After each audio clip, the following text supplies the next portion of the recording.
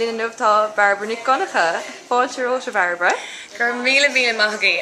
díadach de híine se caite má taréis a seo a bheith brontarm. Cad é sin ina stóin? Sin PPI Radio Award, ngradam na PPI, the PPIs agus Crealtóid ceol na bliana an dúiseáin amach an ngradam sean seo agus sin san tíad lug in áide go sé go hálinn bheith leirtainne ag buntáistí breis na Gaeilge mar go háirí I ceapam marall am antrása le go na PPIs gur anmhaintáiste a bhí in san Gaeilge. Tháinig Ray Foley agus Tony Fenton in san Darna agus 3 Watts as Today FM sin tá siad san náisiúnta ar fud na tíre mis iRadio níach ar cúdé chundé is féidir mu dás freisin ar lína ar iRadio.ie agus ar an iPhone app tá agan ach fós tá siad san anmhór is anmhaí anmhórí agus chumsa teach a géad áit ceapam gur well an obair crua agus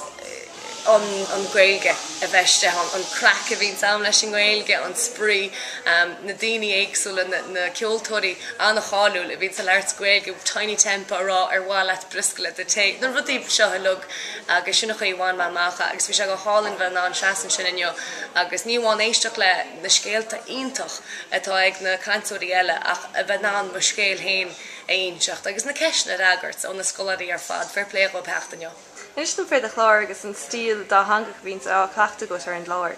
Well, bhí mar chláráid chula lunga aine agus is meas gan é thucamud bhí ar an méidáid is Gaeilge a bheith is stáisiún agus dúirsmud in náit chlár Gaeilge bhain agus was at chlárbéir le chlár Gaeilge chuid beidir ag go a seaachtain rudacín dúirsmud cefiú an bhecin mu a gá hanga agus ní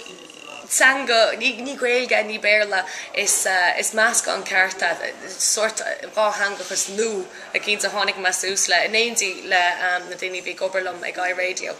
agus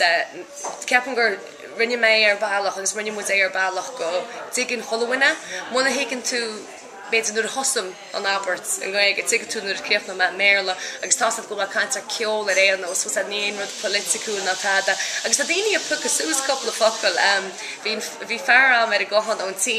agus a cúnaí in éidir a bheith coppla blian agus gur maithagad agus chláir a bhí se rála agus tuair se go fuchsa sús ó bheith géisteach le iRadio agus bhí se sin go hálan. Agus dúirte go raibh Gaeilge ag tiny tempa agus le héadí eile. Cé eile bhí ar an gáir le? Ó bhí go leor Jason Derulo bhí sesin ar cían Maroon 5 cé eile bhí an tá fáin siad an bhí ná an chreacha go leis chológus derm ó can I teach you a couple of focal? Yeah, teach me a couple of focal. Mogan as LMFAO, we should was at the be every day I'm shuffling lots. Dhonncha hain gach law be make shuffle on le Barbara Nic Dhonnacha. So I shouldn't piece at all them. So fair play go be